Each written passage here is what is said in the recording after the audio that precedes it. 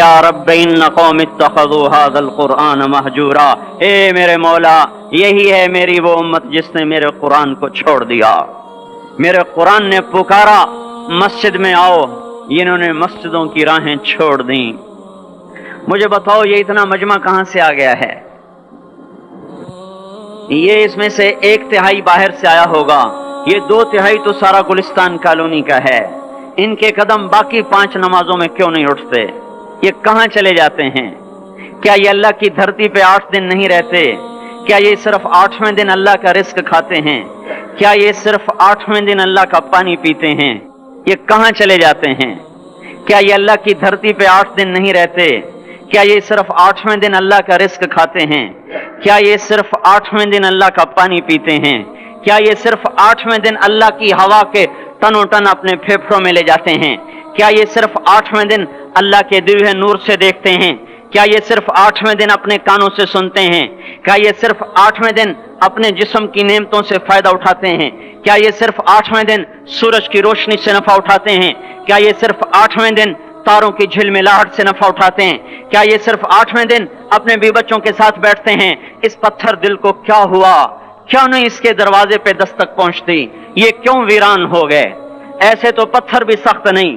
عطا اللہ شاہ بخاری کہا کرتے تھے، اے ہندوستان والو تمہیں اتنا قرآن سنایا کہ میں سر کو سناتا تو صبا بن جاتی، میں پتھروں کو سناتا تو موم ہو جاتے، میں دریاؤں کو سناتا تو طوفان تھم جاتے، اور میں موجوں کو سناتا تو ان کی طغیانی رک جاتی۔ پتہ نہیں تم کس مخلوق کس چیز سے بنے ہو، کس خمیر سے بنے ہو، تمہارے سینوں میں دل نہیں ہے، پتھر ہیں، اور پتھر سے بھی زیادہ کوئی سخت ہے۔ اشد قسوۃ من الحجارہ، پتھر بھی اللہ کی ہیبت سے لرزتا ہے اور کانپتا ہے، پر تم کون سے انسان ہو؟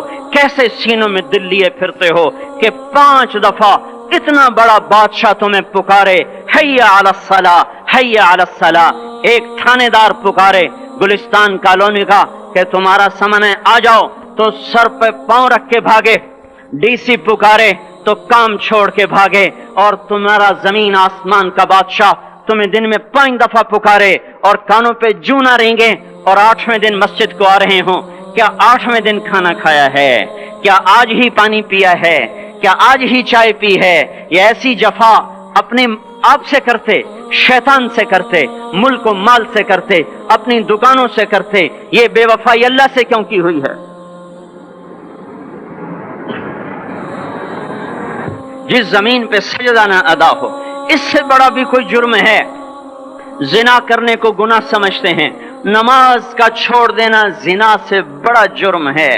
رشوت کھانے کو گناہ سمجھتے ہیں، نماز کا چھوڑ دینا رشوت کھانے سے بڑا جرم ہے۔ قتل کرنا بڑا گناہ سمجھتے ہیں، نماز کا چھوڑ دینا قتل سے بڑا جرم ہے۔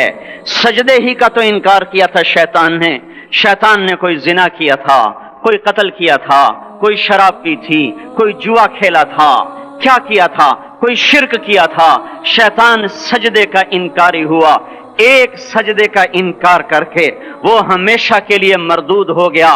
اس مسلمان کو ہوش نہیں ہے جو روزانہ دن میں 5 دفعہ 20 سجدوں کا انکار کیے بیٹھا ہوا ہے، اور پھر آرام سے روٹی کھاتا ہے، آرام سے چائے پیتا ہے، اور آرام سے کہہ لگاتا ہے، اور آرام سے اخبار پڑھتا ہے، آرام سے بیوی کے پہلو میں لیٹتا ہے۔ ایک سجدے کا انکار ہو کر شیطان ہمیشہ کے لیے مردود ہوا۔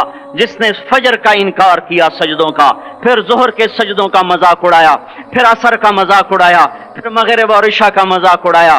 گھر میں نماز پڑھنا بھی چلو نہ پڑھنے سے تو بہتر ہے، پر یہ بھی نماز کا مذاق ہی ہے۔ اور 8ویں دن سر پہ ٹوپی رکھ کے آیا۔ 8 دن جس نے اتنے سجدوں کا انکار کیا، وہ اس بات سے نہیں ڈرتا کہ کہیں اللہ اسے مردود نہ کر دے، تو کیا ہوگا اس دن جب جن بچوں کی خاطر یا جس نفس کی خاطر اللہ کے بغاوت کی کہ اٹھا نہیں جاتا، آیا نہیں جاتا، گرمی بڑی ہے، سردی بڑی ہے، اندھیرا بہت ہے۔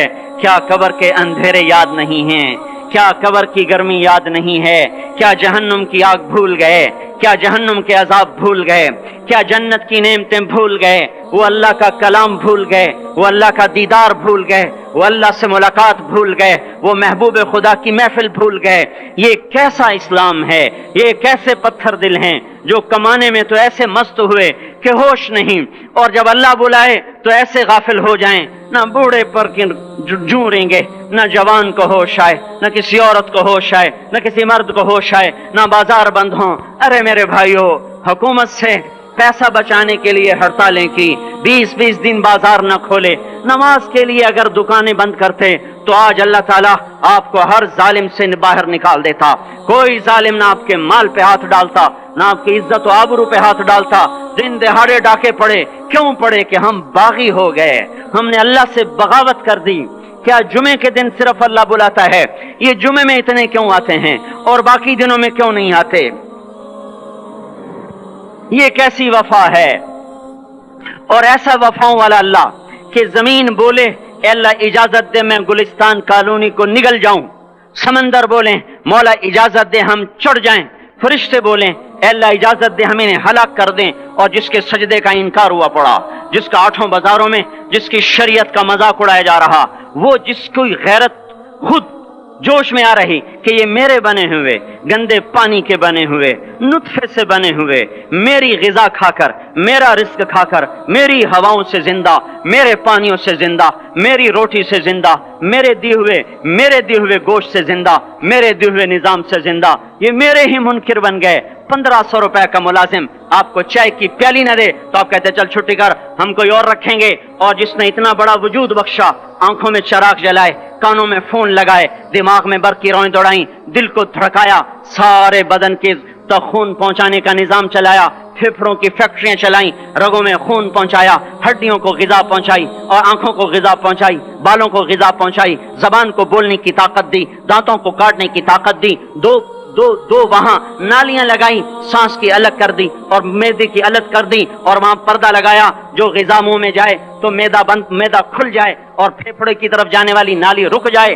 جو اللہ اتنی حفاظت کرے کہ آپ کا لقمہ آپ کے معدے میں جائے، وہ دو ہی تو یوں ساتھ ہیں بالکل یوں ایک ساتھ، اور وہ اللہ اتنی طاقت والا کہ سانس کی نالی بند کرے اور معدے کی نالی کا منہ کھولے اور غذا کو منہ میں سے گزار کر وہ معدے میں پہنچائے، پھر ایک زبردست طاقتور نظام چلائے، اس کو توڑ کے آنتوں میں پہنچائے، پھر کروڑوں قسم کی فیکٹریوں کو حرکت دے اور اس میں سے خون کو کھینچے، غذاؤں کو کھینچے، پھیپھڑے کو غذا، خون کو غذا، خون خود غذا لے کے چل رہا، آنتوں کو غذا، دماغ کو غذا، ہڈیوں کو غذا، ناخن کو غذا۔ ایک ناخن کھینچ لے تو ہم کیا کریں؟ کیا میرے مولا کا نظام ہے؟ یہ ہمارا قبرستان ہے، مردہ سیل باہر نکل رہے اور ناخن کی شکل میں باہر آ رہے، پھر آگے جا کے اور سخت ہو رہے، تھوڑا سا ناخن زیادہ کٹ گیا، سارا دن سی کرتا ہے، سارا دن ہائے کرتا ہے۔ یہی ناخن میرا رب کھینچ لے تو ہم تو ایک ناخن کا شکر ادا نہیں کر سکتے، یہ جوڑ بنا دیے سیدھا کر دے تو ہم اسی کا شکر ادا نہیں کر سکتے۔ میرے بھائیو، یہ سب کچھ کر کے پھر ہم اللہ کے باغی ہو جائیں، ہے کوئی عقل میں آنے والی بات؟